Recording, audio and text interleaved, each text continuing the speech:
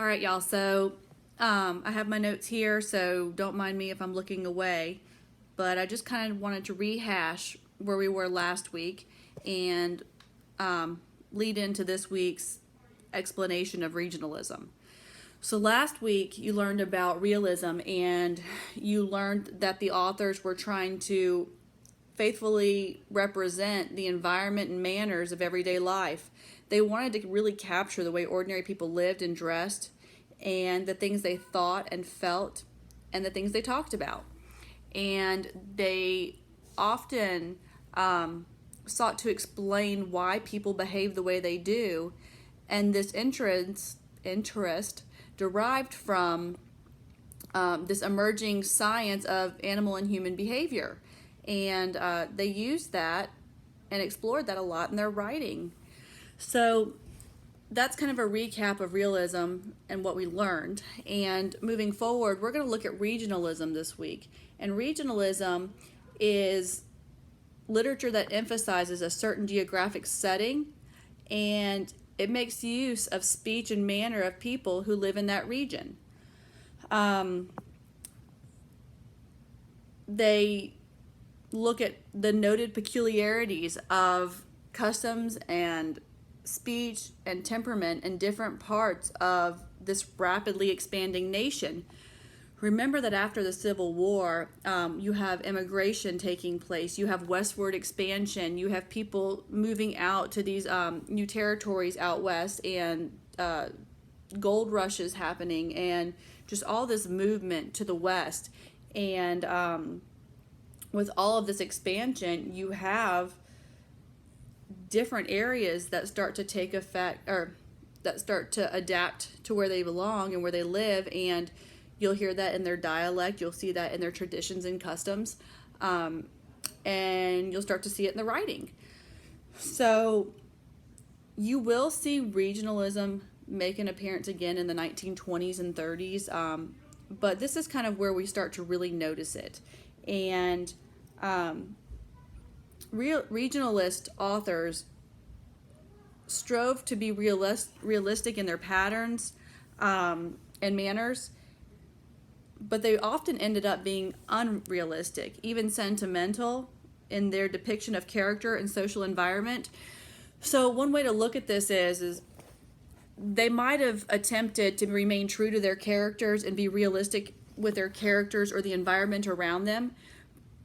But in any one situation, as we've talked about over and over again, there are numerous perspectives and perceptions. And for instance, pre-Civil War South, if you ask somebody who owns a bunch of slaves how they feel about slavery, it's going to be quite different from how a slave feels about slavery. And they both can give you an account of pre-Civil War South that is quite different. Often it was romanticized by the slaveholders and people who were on top of that hierarchy, whereas others really sought to show you just how brutal it could be. And those two perspectives, if you think about it, regionalism can certainly affect that. So realism as a literary movement, it moves beyond regionalism in American literature, and we're going to look at that more next week with naturalism and psychological realism. I want to delve into that a little bit and take a look at it. But let's see here. It says we're just going to explore more next week about how it concerned itself with accurately portraying social conditions and human motivation. So one author that we're going to look at this week, we're looking at two. We're looking at Kate Chopin and Mark Twain. Mark Twain, you undoubtedly know, and you may have even read some of his works.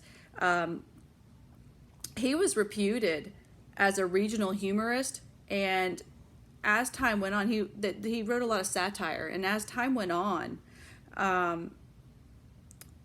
he evolved into a writer whose whole view of society in general became satire. However, he was misunderstood when his works came out, because what he wrote, he used words and phrases that were becoming unpopular, and he wrote The Adventures of Huckleberry Finn, and that took place in pre-Civil War South, and it used derogatory terms, and people didn't like that.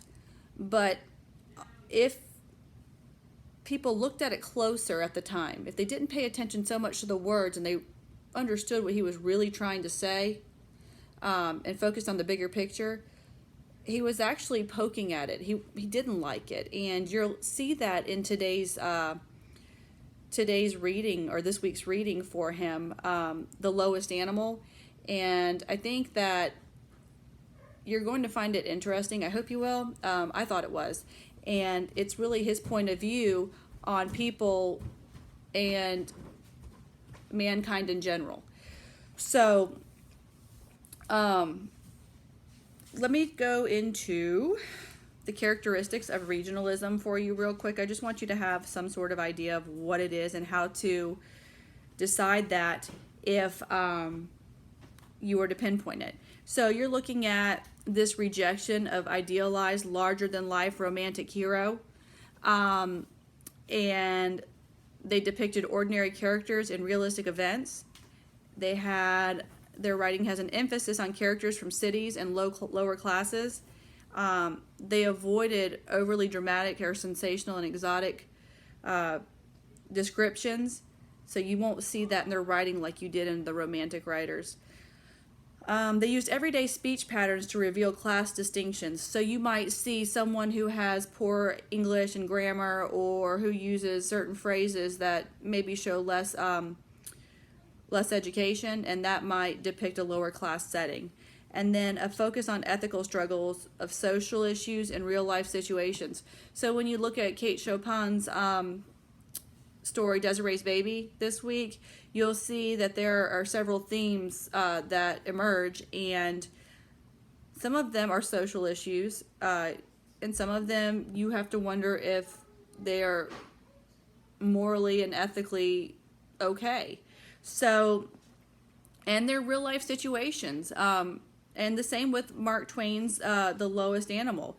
I think you're going to look at that, and he's going to name some of the social issues that that he's experienced, and he's going to give you his opinion on them. So I hope this clarifies things for you. If it doesn't, log on to the office hours this week. Let's talk about it. Let's figure this out, and I hope that it works to your advantage and that this helps you. If you, like I said, if you have any questions, just let me know.